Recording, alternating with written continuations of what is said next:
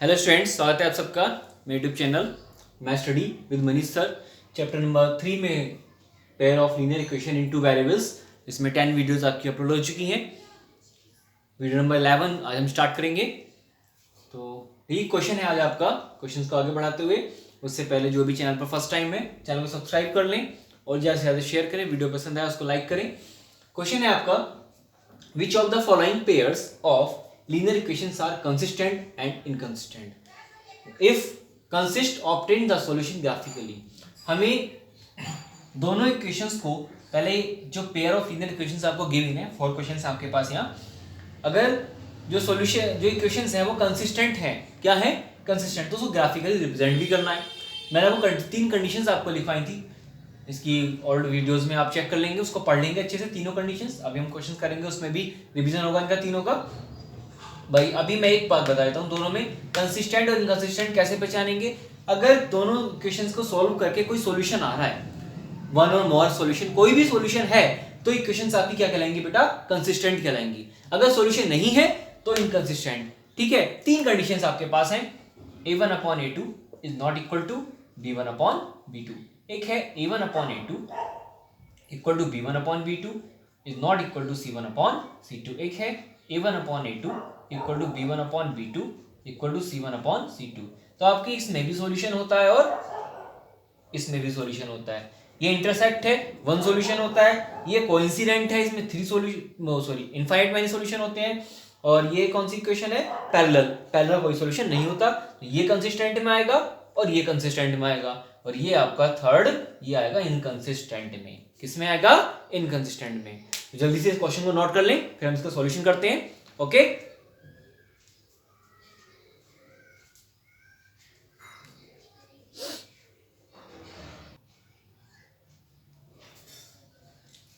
तो first part है आपका x plus y plus 5 is equal to 0 and 2x plus 2y equal to 10।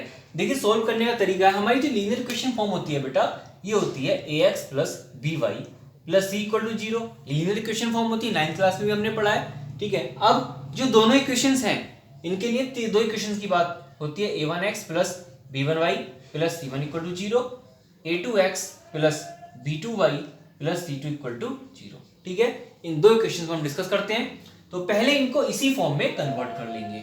जो पहली इक्वेशन है आपकी x प्लस वाई प्लस 5 था आपको इक्वल टू था, देखिए x plus 5 equal to x plus y equal to 5 दिया था, ये क्वेश्चन था। ठीक है, तो हमें पहले किसको किसमें कन्वर्ट करना है, ax plus by plus c equal to 0 में कन्वर्ट करना है। ठीक है, तो इसको लिख देंगे x प्लस वाई, ये दोनों टर्म्स x और y के टर्म्स तो दोनों लेफ्ट साइड में है। अभी हमें c वाला टर्म नहीं मिला तो 5 को इधर ले आएंगे, तो बेटा -5 is equal to 0, equation number 1।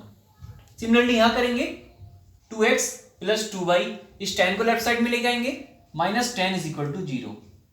एक तरीके से ऐसे समझ लें कि जो भी इक्वेशंस होंगी दोनों लीनियर इक्वेशंस, उनको लेफ्ट साइड में सारे पार्ट्स को ले आएंगे और राइट साइड में 0 रखेंगे। ठीक है, यहां भी 0, देखिए यहां भी 0। कंडीशन की फॉर्म ही है ax plus by plus c is equal to 0। तो हमें राइट साइड में क्या रखना है, 0, बाकी x term y term and constant term तीनों को हम लेफ्ट साइड में ले आएंगे। ठीक है, अब देखिए इन दोनों इक्वेशन की कंपेयर कराएंगे। Compare a1x plus b1y plus c1 equal to 0 and a2x plus b2y plus c2 equal to 0। ठीक है, जो फर्स्ट इक्वेशन है उसकी कंपेयर फर्स्ट से कराएंगे। देखिए a1 की पोजीशन पर ये x का कोएफिशिएंट a1 है, यहाँ x का कोएफिशिएंट कुछ नहीं है, तो बेटा a1 इक्वल टू कितना हो जाएगा, 1। सिमिलरली यहाँ b1 इक्वल टू y का कोएफिशिएंट 1 और यहाँ c1 इज इक्वल टू -5। ठीक है, देन अगेन सेकंड इक्वेशन के लिए ये आ जाएगी a2 इक्वल टू x का coefficient 2, b2 equal to y का कोएफिशिएंट है तो y का कोएफिशिएंट 2, और c2 is equal to constant term में साइन के साथ लेंगे -10, प्लस होता है तो एज इट इज ले लेते हैं। ठीक है, तो अब हमें क्या चेक करना है, रेशियो चेक करना है, जिससे हमें पता लगेगा कि लीनियर इक्वेशंस आपकी कंसिस्टेंट है या इनकंसिस्टेंट। तो देखिए a1/a2 equal to b1/b2 is equal to and c1/c2 equal to, यहां देखिए a1 की वैल्यू बेटा 1 अपॉन a2 की वैल्यू 2, ठीक है। ऐसे b1 अपॉन b2 देखेंगे, b1 की वैल्यू 1 और b2 की वैल्यू 2। अभी दोनों सेम है। तीसरा और चेक करते हैं। थर्ड c1 की वैल्यू देखिए -5 और c2 की वैल्यू -10। वैल्यू पुट कर दी, माइनस से माइनस कैंसिल हो गया। 5 आपके पास है 5/10, 5 बन जाए 5, 5 टू 10, ये भी आपका 1/2। तो आपके पास कंडीशन क्या आती है यहाँ, a1/a2 equal to b1/b2 equal to c1/c2। That means तीनों कंडीशंस आपकी इक्वल आई। जब तीनों इक्वल होते हैं तो क्या कंडीशन आती है, कोइंसिडेंट। कोइंसिडेंट, और कोइंसिडेंट में क्या होता है, इनफाइनाइट मैनी सॉल्यूशन। क्या होता है बेटा, इनफाइनाइट मैनी सॉल्यूशन, यानी इसके पास सॉल्यूशन है। और मैंने पहले ही बताया था, अगर सॉल्यूशन है तो इक्वेशंस क्या कहलाएंगी, कंसिस्टेंट कहलाएंगी। क्या कहलाएंगी, कंसिस्टेंट। और क्वेश्चन ने कहा था कि अगर इक्वेशन कंसिस्टेंट है तो उसको ग्राफिकली रिप्रेजेंट करना है, ठीक है। इसको जल्दी से नोट कर लें, फिर हम ग्राफिकली रिप्रेजेंटेशन करेंगे इन इक्वेशंस का, जिसमें हम ये दोनों इक्वेशंस को ग्राफिकल रिप्रेजेंटेशन होगा इनका। नोट करें जल्दी से।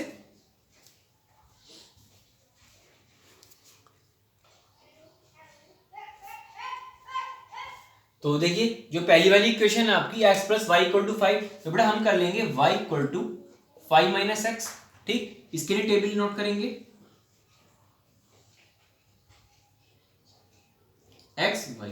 यहां देखिए हम x लेट करेंगे, y आपके पास फाइंड हो जाएगा। अगर मैं x की वैल्यू आपकी क्या लेट करता हूं, 3 लेट करता हूं, ठीक है।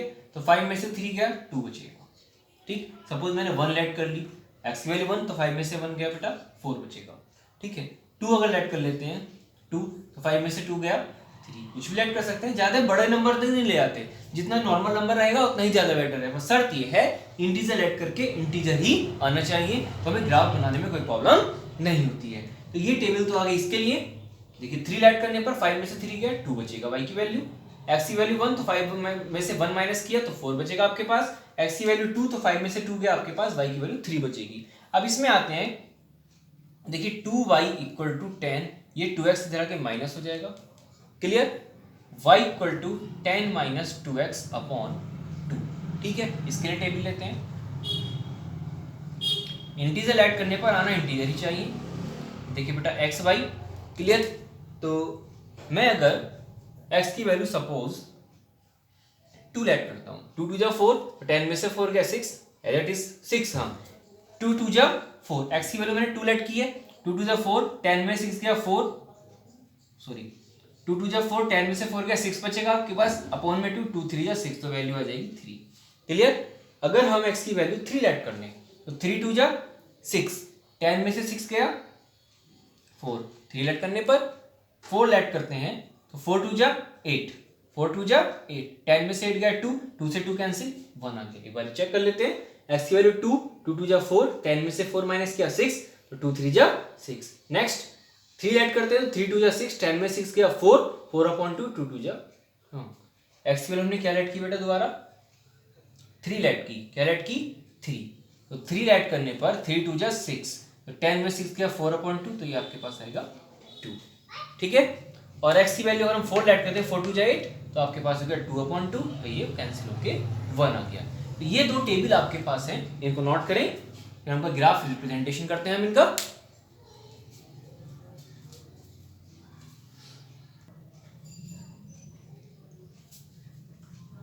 ग्राफ रिप्रेजेंटेशन मैं आपको पहले ही बता चुका हूं, यहां देखिए x x dash, y y dash, ठीक है। यहां देखिए मैक्सिमम नंबर है आपका 4, 1 2 3 4, 1 2 3 4, 1 2 3 4, 1 2 3 4। जो x है वहां प्लस की वैल्यू 1 2 3 4, यहाँ भी प्लस की y की तरफ 1 1 2 3 4, x डैश की तरफ माइनस में -1 -2 -3 -4, और y की तरफ y डैश की तरफ माइनस में -1 -2 -3। माइनस की तो हमें जरूरत नहीं पड़ी क्योंकि हमारे पास कोई वैल्यू माइनस में नहीं है। पहले पहली क्वेश्चन के लिए लेंगे, देखिए x की वैल्यू अगर हम 3 लेट की है, कितनी लेट की है, तो x की तरफ प्लस में 3 इधर चलेंगे, y 2 है तो प्लस में ऊपर, ये आपका पॉइंट बना। अगर हम x की वैल्यू 1 लेट करते हैं और y की वैल्यू 4, ये हमने निकाला था, यहाँ पे आ जाएगा पॉइंट। अब x की वैल्यू 2 है और y की वैल्यू 3 है, ये आ जाएगा। तो पहली इक्वेशन के लिए ये ग्राफ बन गया, ठीक है। अब दूसरी इक्वेशन के लिए देखिए 2,3, यहीं आ गई, ये पॉइंट आ गया ये वाला। अब 3,2, 3,2 यहाँ पे आ गए वापस। अब 4,1, देखिए 4,1 ये आ गए, तो ये पॉइंट एटलीस्ट यहाँ आपका 4,1 बन रहा है। इसमें कुछ 4 2 जा 8 हमने ठीक तो किया था, ठीक है 4,1, ठीक है 4,1 यहाँ आ जाएगा। पॉइंट डिसबैलेंस है, जब आप एग्जैक्ट लेंगे तो आपका फाइनल आएगा, इसको ठीक से सॉल्यूशन कर लेना 1, ठीक। तो ये आपका 1 लाइन पे आ गया, क्लियर। तो इसको अच्छे से नोट कर लें। और सेकंड ग्राफ एक बार चेक कर लेना, उसमें कोई मैं काफी क्वेश्चन अब ग्राफिकली करा चुका हूं, ध्यान देना उस पर, ठीक है। सेकंड पार्ट पर बात करते हैं।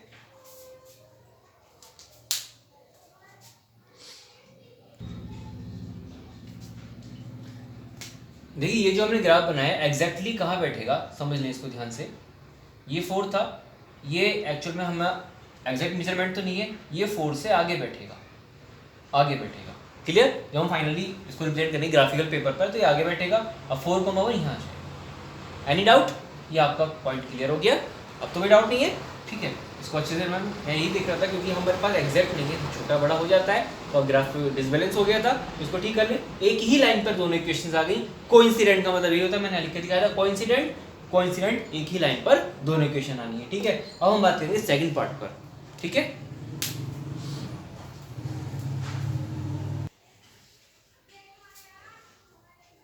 सेकंड पार्ट पर ध्यान देंगे तो इसको भी उसी तरह कर लेंगे, क्या x माइनस वाई, 8 को लेफ्ट साइड लेंगे, minus 8 is equal to 0, equation number 1।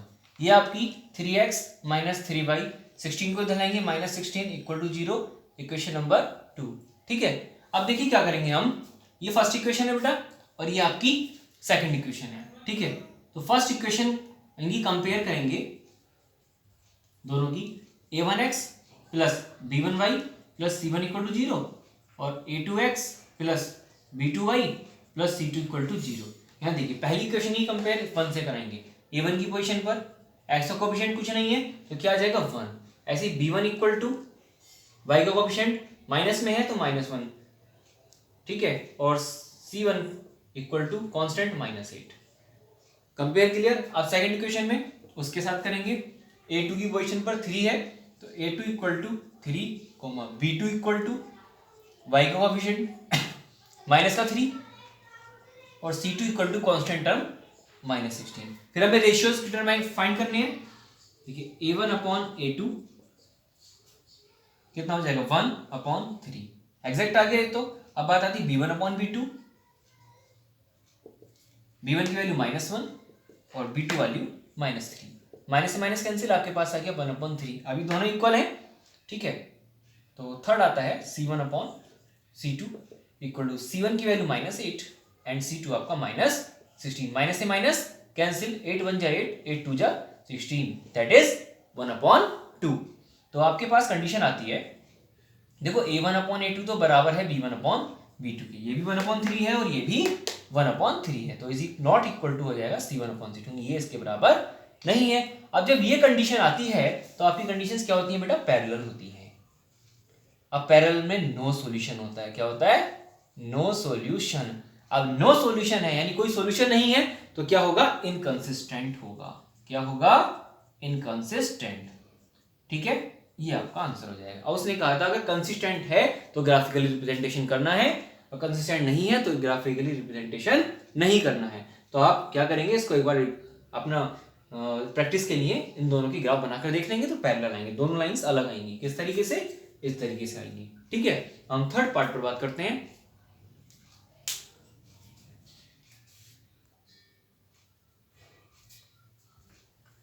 देखिए थर्ड पार्ट है आपका, वो इसी फॉर्म में लिखा हुआ है थर्ड पार्ट की, लेफ्ट साइड में ही सारे पार्ट है। फर्स्ट इक्वेशन है 2x plus y minus 6 equal to 0 और ये है 4x minus 2y minus 4 equal to 0।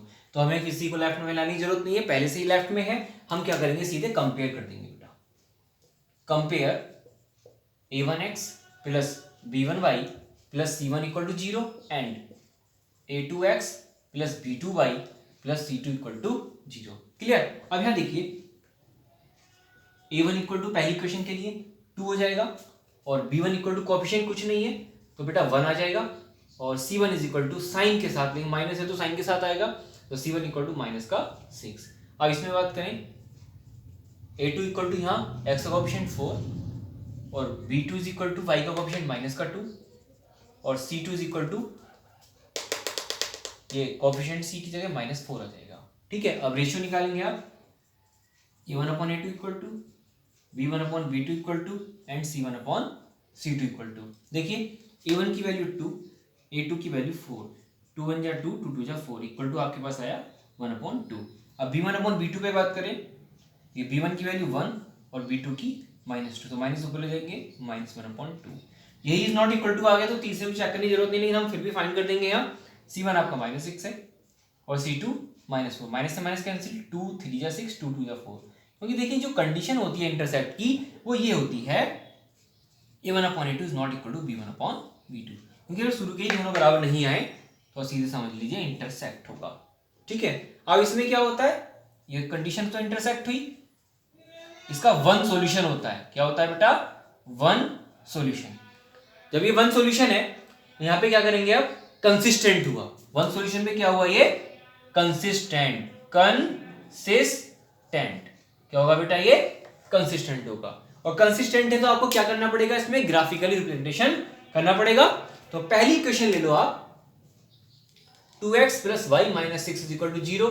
देखो जिसमें कोएफिशिएंट नहीं है उसके इक्वल कर ले, y इक्वल टू 6 दिखा के प्लस का हो जाएगा और 2x इधर -2x। कोई डाउट, इसका ये टेबल बना लेंगे आप। तो यहाँ आपका ये x और ये y। ठीक है। अगर मैं x की वैल्यू 1 ऐड करता हूं तो 2 बन जा 2।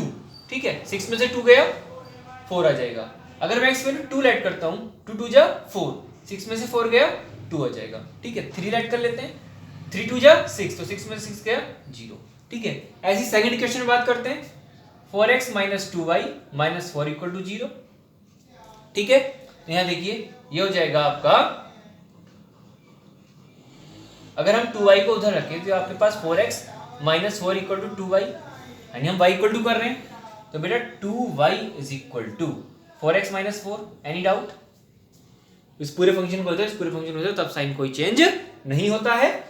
तो हम इसमें अपनी टेबल आसानी से बनाने के लिए पूरी इक्वेशन को 2 से डिवाइड दे सकते हैं। यहाँ देखिए y इक्वल टू, ये 2 से डिवाइड देगा, दोनों में डिवाइड देगा तो 2 2 जा 4 माइनस 2 2 जा 4, 2x माइनस 2। अब इसका आप टेबल बना लेंगे, x और ये y। अगर मैं x की वैल्यू 1 लेट करता हूं तो 2 1 जा 2, ये 0 हो जाएगा। x की वैल्यू 2 लेट करें, 2 2 जा 4 में 2 गया 2 आ जाएगा। अगर हम 3 लेट करें, 3 2 जा 6, 6 में से 2 गया 4। कोई डाउट, इसको जल्दी से नोट कर लें, फिर हम इसका ग्राफ रिप्रेजेंट करते हैं। क्योंकि हमें कंसिस्टेंट आया है आपके पास, कंसिस्टेंट है तो आपको ग्राफ रिप्रेजेंटेशन करना होगा। जल्दी नोट करें।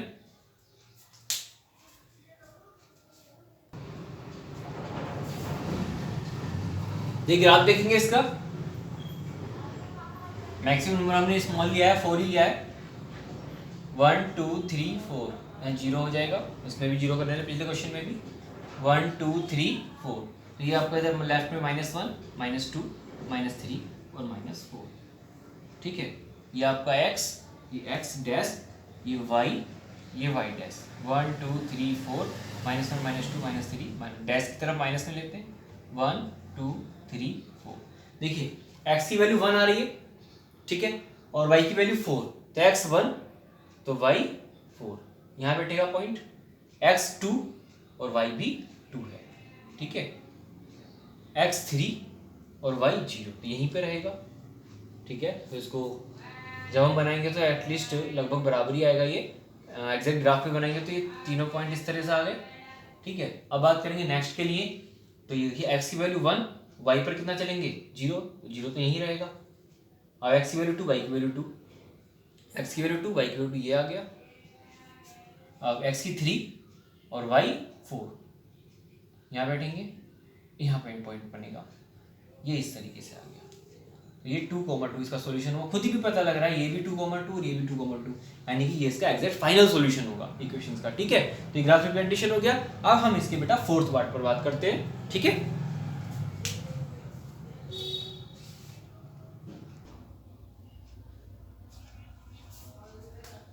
देखिए फोर्थ पार्ट है, ये भी उसी कंडीशन में गिवन है, तो इसकी भी डायरेक्ट कंपेयर करा देंगे बेटा। Compare a1x plus b1y plus c1 equal to 0 and a2x plus b2y plus c2 equal to 0। देखिए a1 इक्वल टू आपका 2, b1 इक्वल टू -2 और c1 इक्वल टू -2। ठीक है, अब a2 इक्वल टू उसके साथ 4, b2 इक्वल टू -4 और बेटा c2 इक्वल टू -5। ठीक है, अब देखिए रेशियोज a1/a2, b1/b2 और आपका c1/c2।